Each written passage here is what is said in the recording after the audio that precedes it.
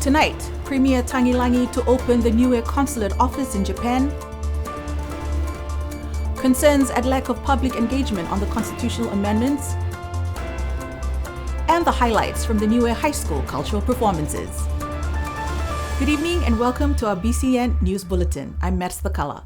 A special whakalofa atu to our viewers from across the region, thanks to our partners at Pacifica TV. Leading our bulletin tonight, Premier Dalton Tangili is on his way to Japan for the 10th Pacific Island Leaders Meeting, also known as PALM, which will start from the 16th to the 18th of July. While in Japan, Premier Tangili will officially open the Niue consulate office there with Mr. Jason Vemoa as Niue's consular in Japan. At the sitting of the Fono Ekepule last week, Premier Tangili announced that the Niue consulate office in Japan has been approved by the cabinet last year, but the Japanese government's process of due diligence has taken some time to come through. The Niue delegation to Japan for the PALM meeting and to open the consulate will include the president of the Ecclesia Keresiano Niue, Reverend Navy Salesa, Frank Sioneholo, and Director of Foreign Affairs, Mrs. Emi Hipa. The airfares for the three are being sponsored by Mr. Taiichi Fox. Also attending is Jim Hopotoa, who will be sponsored by the Now Trust. Premier Dalton Tangili and his officials are sponsored by the government of Japan. Honorable Esa Mona Ainu is acting premier until his return on 19th of July. The Constitution Review Committee yesterday evening met with the Niue USP Alumni. At the meeting with the USP Alumni, questions were raised mainly on the process and the lack of information for the public, with concerns whether the people will turn up to vote in the referendum. The third reading of the 4th Constitution Amendment Bill is scheduled for the 6th of August. Here's more with Esther Pavihi. Even though the University of the South Pacific Alumni is the largest group of university graduates on the island, only a few turned up to the meeting. According to the chair of the Constitution Review Committee, Honourable Billy Talang, they have noticed low public attendance over the past 2 months when the committee met with the 8 villages. Those at the meeting with the USP alumni raised questions about the lack of public engagement in the process of amending the Constitution. Concerns were raised as well that the lack of public interest could result in lower voter turnout for the public referendum, which may question the legitimacy of the outcome of the referendum. If the low attendance at the meetings and the lack of response from special interest groups is an indication, this may prove to be an issue. The committee explained that during the public referendum, no matter how many people turn up to vote, if 2/3 vote yes, then the laws will change. For example, if 100 people turn up to vote and 66 people vote yes for one or all of the 4 bills, then those laws will come into effect as soon as the Speaker has signed them into law. Since the public meetings started in May, there has been no information about the public referendum to prepare the people to make an informed decision. The committee chair said that they will attempt to produce the information pamphlets before the referendum.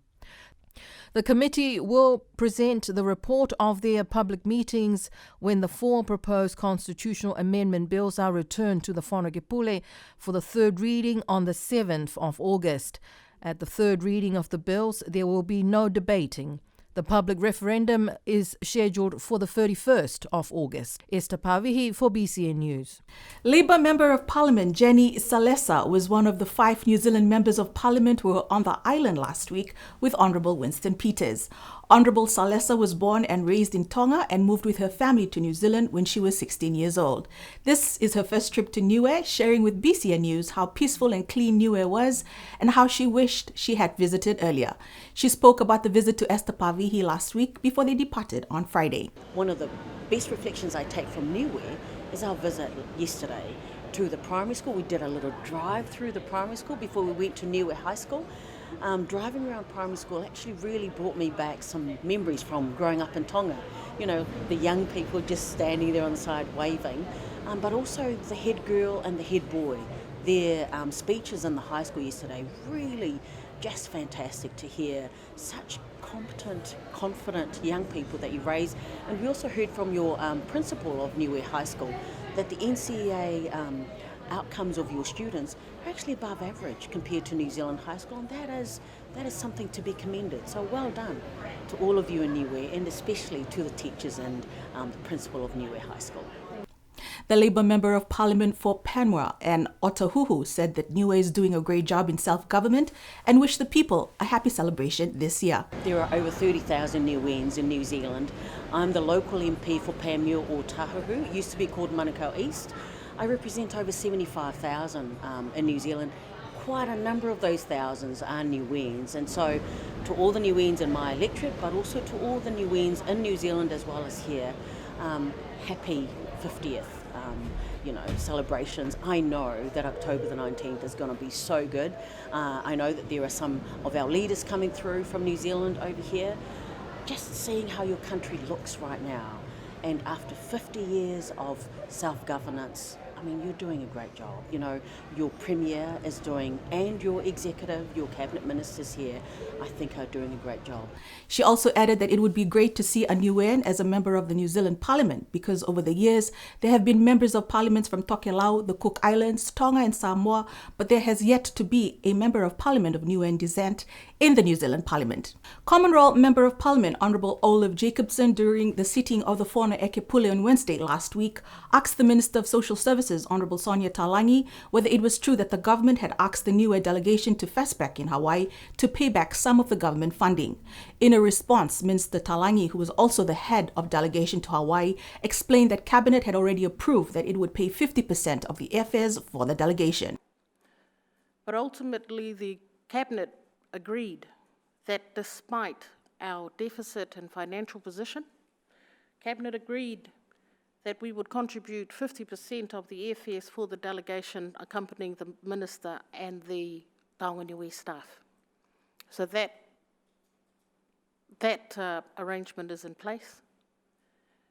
BCN News hopes to get an interview with the director of Taonga Niue to get some feedback on the 13th Festival of Pacific Arts and Culture held in Hawaii last month. A training for data collectors that will be part of a Cool Roof project was held on the island this week. Niue is one of 4 countries that are part of this study. Here's more with Esther Pavihi. The Cool Roof project is progressing well with training for the people who will be collecting data for the research.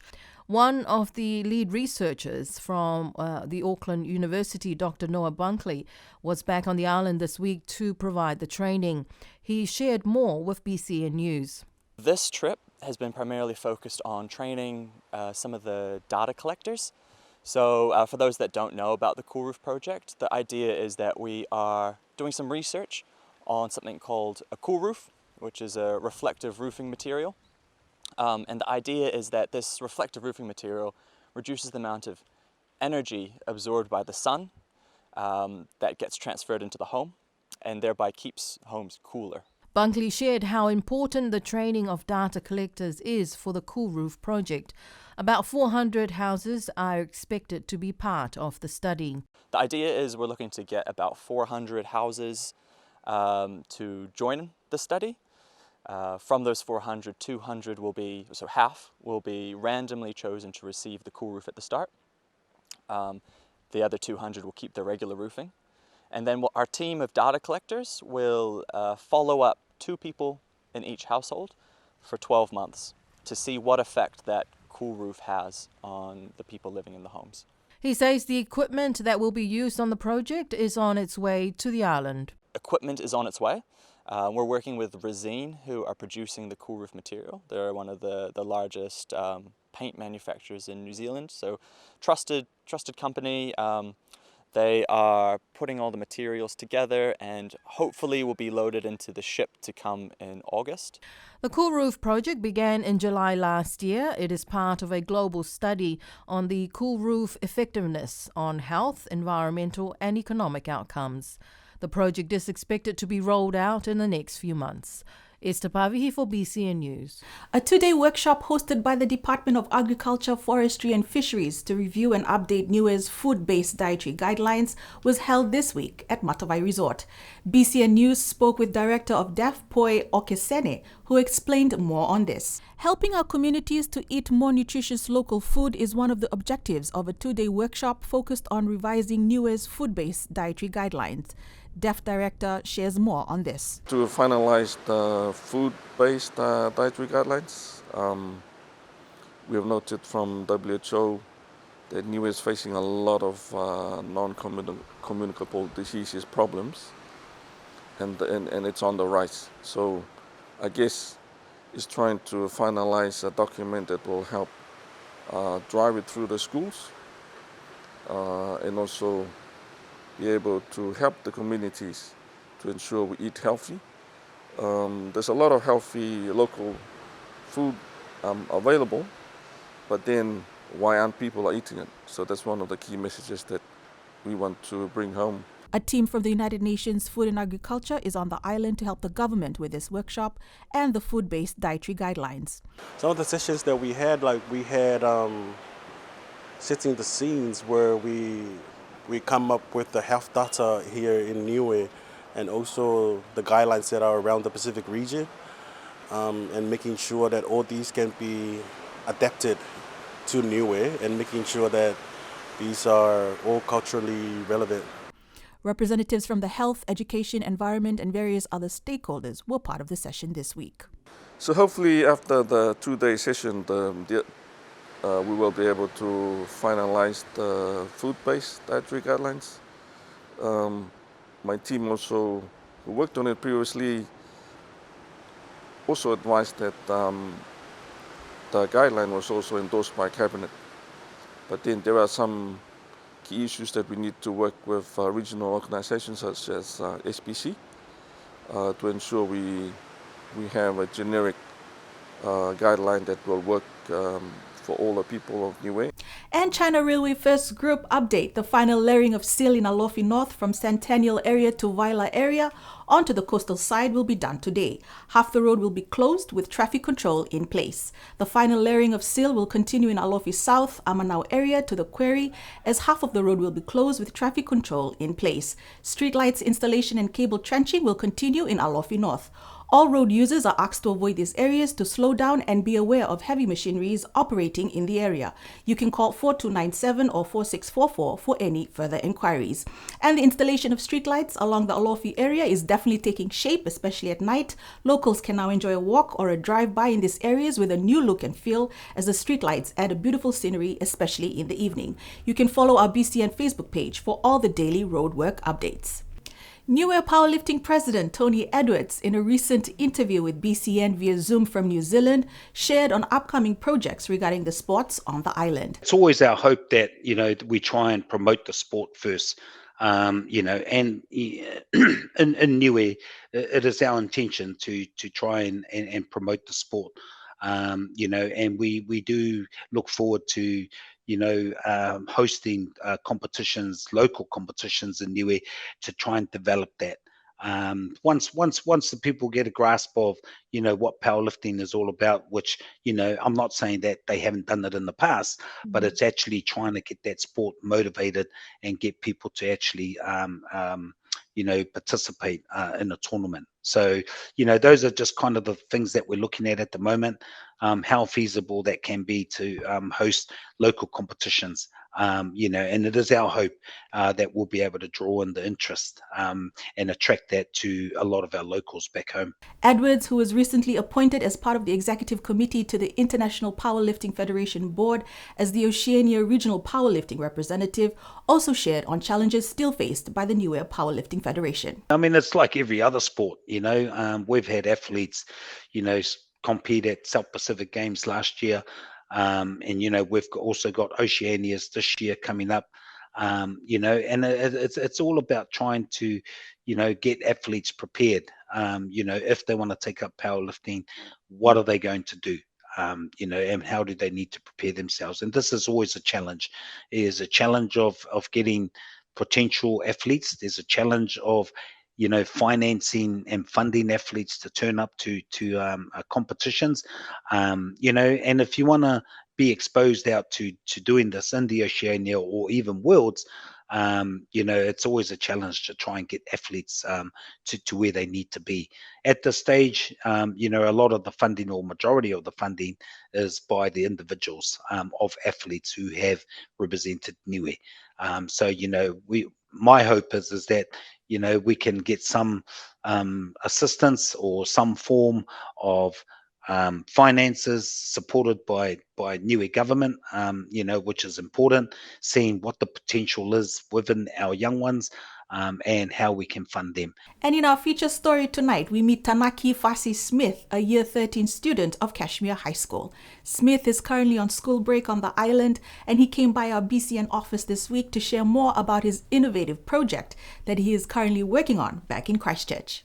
Kashmir High School Year 13 student Tanaki Fasi Smith, along with two of his friends, Alex and Nico, are part of a business studies project where they have developed a construction mask. He shares more on this project. I'm from Christchurch. I go to Kashmir High School, and at the moment we're developing through business studies a product which aims to help construction workers protect their health. We're doing this by creating a construction mask which sits around the neck, and you pull it up when needed, and it's got a filter inside of it. And we're just working on that at the moment. Their project business name called Dust hopes to expand in the future, focused on helping construction workers minimize inhaling dust by using their mask made out of New Zealand merino wool. Their project was funded by the Young Enterprise Scheme. The scheme is aimed at inspiring young people to discover their potential in business and in life. In future, we hope to carry on with our business and continue to expand it. We hope to further help construction workers by protecting their health and limit the amount of deaths caused by dust breathing in the worksite. Smith, who is also half Niuean with maternal links to the village of Namakulu and Hakupu, is on the rock visiting families and has been enjoying his stay. The 17-year-old is looking to pursue law studies after completing high school. My mum's Niuean, my dad's Palangi, but my granddad comes from Namakulu and my nana comes from Hakupu. So just coming back here to connect with them.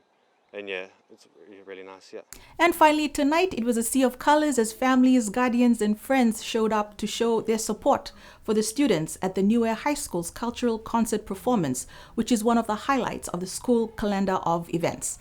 The students belted out the national anthem before serenading the crowd with some gospel numbers before the cultural event began according to their schoolhouses. The students go on their 2-week school break beginning next week. And that's our news bulletin for tonight. You can join us for our Vangahau Bulletin next Tuesday. Until then, good evening.